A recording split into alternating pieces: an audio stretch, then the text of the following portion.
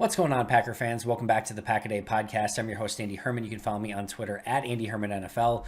Thanks so much for joining me today. We had a Brian Gutekunst press conference, a Kenny Clark restructure. We're going to get into both of those. I apologize in advance. A little bit under the weather, so I'm going to try to get through this probably a little bit quicker than normal today. Just a little bit of a cold, nothing major. But let's start off with the Kenny Clark restructure, something that we very much expected as one of the really, pieces of low-hanging fruit for Brian Gutekunst and Russ Ball to take care of as they start working diligently to get under the cap, whether Aaron Rodgers is back or not. More on that in just a moment, but they create about $10.9 million in cap space this upcoming season by restructuring Kenny Clark, adding 2 void years to his deal. They converted $13.615 million of compensation, both in roster bonuses as well as base salary, into signing bonus, which allows them to prorate that amount over the length of the deal. Again, adding those 2 void years on, which again saves Green Bay almost $10.9 million. A long way, and I mean a long way still to go, but they get one chunk of that savings back with that restructure, and really, like I said, kind of takes the easiest one that was out there off the table and gets that done with quick and early and easy and simple. So that is the Packers' first order of business, and that's what they got done prior to Brian Gutekunst's press conference on Wednesday. But, of course, we did have a Brian Gutekunst press conference, and there was a lot to go over. I think the first thing worth noting here is he was very hesitant and did his best to not get into hypotheticals, right? Whether it was about the return of Aaron Rodgers, a tag of Davante Adams. It was very clear early and often that he didn't want to go into too many of those discussions and start having these hypothetical conversations. Basically, it was a way for him to try to keep things as close to the vest as possible, use a lot of GM speak, and try to probably avoid some topics he just didn't really want to get into all that much. But I still think there was a lot to glean overall from this conversation. On its simplest, terms, he did basically confirm, which is exactly what we would have expected and what we've been talking about, is that Aaron Rodgers has to be the first domino to fall here. Until they can put their whole plan into motion, they have to know what Aaron Rodgers is going to do. And again, it makes 1,000,000% sense that would be the case. It's what we've been talking about when I had Ken Ingles on. It's what I've been talking about, etc. Is that, there's no sense in going too far with the Devondre Campbells and the Davante Adams. Maybe Adams is slightly different because of the connection with Rodgers there, but to get to some of these second and third tier sort of conversations, you have to know first, is this a legitimate true all-in season with a chance to win a Super Bowl with Aaron Rodgers, or is it the opposite of that, or at least not anywhere near that, what you'd expect it to be with Rodgers? So it was very clear throughout the press conference that their goal is to get Aaron back and to be super competitive and go win a Super Bowl this upcoming season. They are clearly all in on doing that now. I thought Tom Silverstein asked a great question of what changed, and you could tell and even kind of made light of it in the fact that he wanted to sort of throw the pandemic under the bus as the reason for all of this. And to be clear, there is a huge legitimate truth to that. The change in salary cap where it's constantly going up and you can sort of predict growth year over year, to not only not going up but going down, was a huge change in what Green Bay had to do to sort of keep this current window open and know that they're going to have to probably take the hit on the back end. And I think sometimes we lose sight of this, right? Is the fact that ultimately, because of that pandemic and because of that dip, at some point Green Bay was going to have to take a hit to their salary cap and make it so that they weren't going to be quite as competitive as they would like. And I think the question here is, would you rather have that be in 2024, 2025, 2026, when you're probably not fielding the most competitive team in the world and you can sort of get away with that? Or do you want that cap hit to be now, last year, this year, when you have Aaron Rodgers and a really good football team and a chance to win a Super Bowl? I think Green Bay made the absolute right decision. We'll see if it pays off or not. But I think you can make a strong argument that trying to go for it now and taking the big cap hit later made more sense than to try to take it during these last couple seasons when Green Bay was legitimately trying to win a Super Bowl. So they're basically just saying we're going to take the cap hit later rather than now. And I think there's a lot of sense to be made there because of the roster and the team that they currently have. And again, very clear that that is, once again, their goal with this team is to keep it together as much as possible, go out, have a successful draft, maybe find a gem or two in cheap free agency, and see if they can't go out and win a Super Bowl. Next up was Davante Adams, and I thought Gutekunst was very interesting. Again, he tried to stay away from hypotheticals, but he did say that they'd love to work out a long-term deal with Davante Adams. And I posted that on Twitter, and people were like, well, yeah, obviously. I don't think that's all that clear-cut. Yes, I'm sure they would love to have Adams, on their team for the foreseeable future. However, there's a strong possibility that a trade or a one-year franchise tag or moving on are options here. And I don't expect him just to come, him to come out and be like, yep, we're trading Davante, or yep, we're going to have to move on. I expect him to keep that close to the vest and say, of course, we'd like to work out a long-term deal with Adams.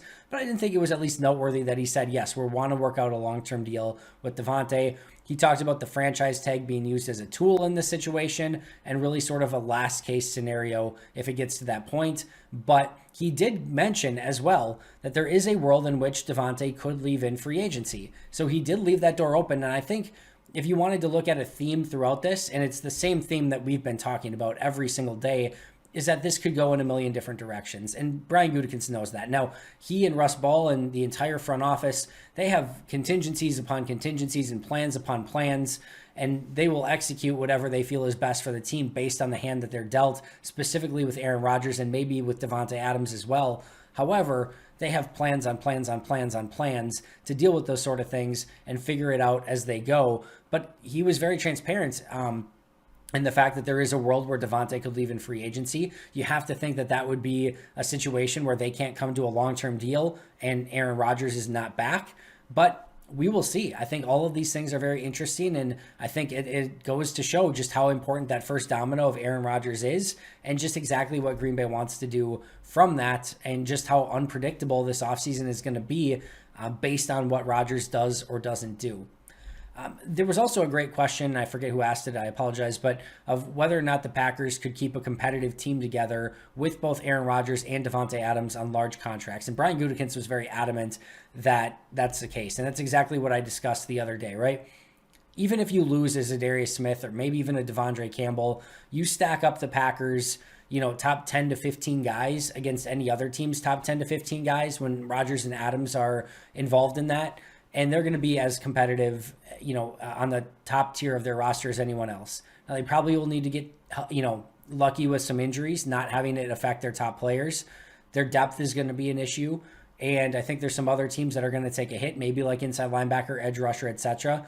But they have enough talent completely to go out and win a Super Bowl. Is it going to be tougher than last year? Yeah, probably. Does that mean they can't do it? Absolutely not. So Gutekunst sort of echoing those sentiments that, yes, even if they do keep Adams and Rodgers on massive deals, they think that this team can be ultra competitive, which, again, I agree with.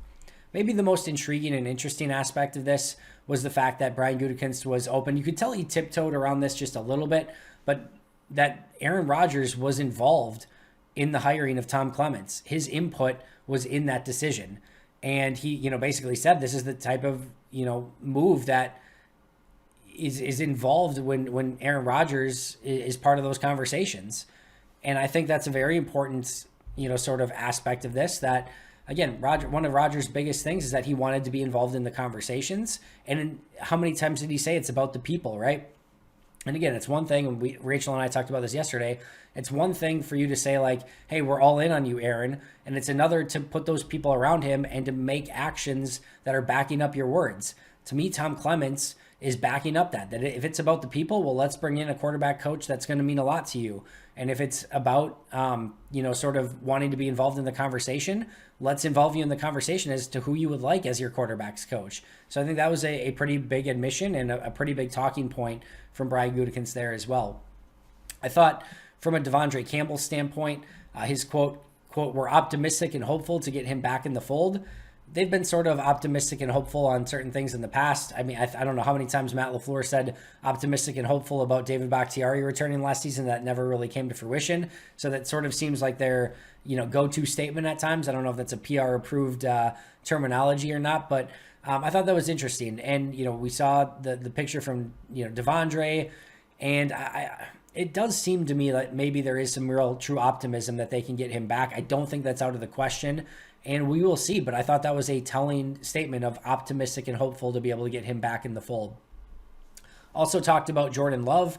It said he made really good strides, specifically in that spring portion where he was able to take all the reps with Aaron Rodgers. Said that he showed some signs during the course of the season, would probably like to have some plays back in the 2 games that he played in. But he did say he made some strides. He also said very doubtful that he would entertain any trade offers for Jordan Love. So that's one of those GM speaks one of very doubtful until the right offer would come along, if that were to be the case. And then you, of course, listen to it, assuming Aaron Rodgers is back. But probably one of those things that he just has to say either way of, we're doubtful that we would trade him, try to make him more scarce, maybe a little bit more valuable. I think if the offer was right, he would very much entertain that idea. But again, I don't, he at least said it. And like I said, I don't think he could really say much else. After the initial press conference, which I think we hit on the majority of the things that were in that, Brian Gutekunst also had an additional press conference with a small group of beat reporters. To be clear, A, I'm not a beat reporter. B, I was not in that group. I was also not in the press conference. I had work to do during the day, and I was feeling under the weather, so it just didn't work, unfortunately. But these were the notes from Ryan Wood and Matt Schneiderman, who put these notes out there on Twitter. He mentioned that he felt really great about Bakhtiari as the left tackle of the future. So hopefully that's a good sign for his health moving forward. He said that Elton Jenkins' ACL is doing really great up until this point. So that's a good sign. I thought one of the other big things here is that he said that he never told Rodgers that he'd trade him this offseason, which of course was reported that if Rodgers wanted to trade, Green Bay would do that. Now he did say that what would happen in that situation is they would sit down as a group and work it out one way or another. So it sort of feels like maybe he didn't specifically promise them, if you want to be traded, I'll trade you, but sort of like a nod and a handshake of, hey, if we get to this point next season and all you want is out, we'll figure out a way to make that happen. Now, again, that's different than, guaranteeing he would trade him, but it does seem like there was at least some conversation there to say we'll work this out mutually and whatever. But Gutekunst said no guarantee that he would be traded if that's in fact what Rodgers wanted. Also mentioned again that Devontae's franchise tag would be an absolute last resort, and that trading Adams and Rodgers is not all that enticing because they can go and win a Super Bowl right now, which, as I said, I understand that. I said I would probably look to trade Rodgers, and I put that video out there. I stand by that. But I've said all along, give me one of the extremes, either all in, or really all out with trying to get a huge package back for Rodgers and Adams in return. If you give me an A or a Z, I'm totally good. If you give me a B, a Y, or anything in between, that's going to make me a little bit more antsy and frustrated and anxious about the direction of the team. But I can totally understand wanting to run it back and give themselves another opportunity to win a Super Bowl with the talent that they currently have on this roster. There was also a quote about Zadarius Smith. He mentioned that Zadarius could be a part of the team's future plans, but that something will ultimately need to be done with his pretty high cap number, and there would need to be a willingness from Zadarius Smith to accommodate that. To me, this is 1,000,000% GM speak. If anything, this sort of shifts the blame from the Packers to Zadarius Smith by him basically saying yeah, we would love Zadarius back, but we need him to sort of restructure some things. Now, if Zadarius doesn't restructure, it looks like a Zadarius Smith issue, right? When ultimately, he probably is going to be able to get more money on the market and be able to get a longer term or at least a bigger deal, with also getting a settlement, not a settlement, but getting his money from Green Bay from the signing bonus he already signed. So it just probably makes more sense to go in that direction. And yeah, that's probably what's going to happen. I would be very surprised still if Z is back. He kept the window open a tiny bit, but I still think Z being cut is probably one of the first things that happens.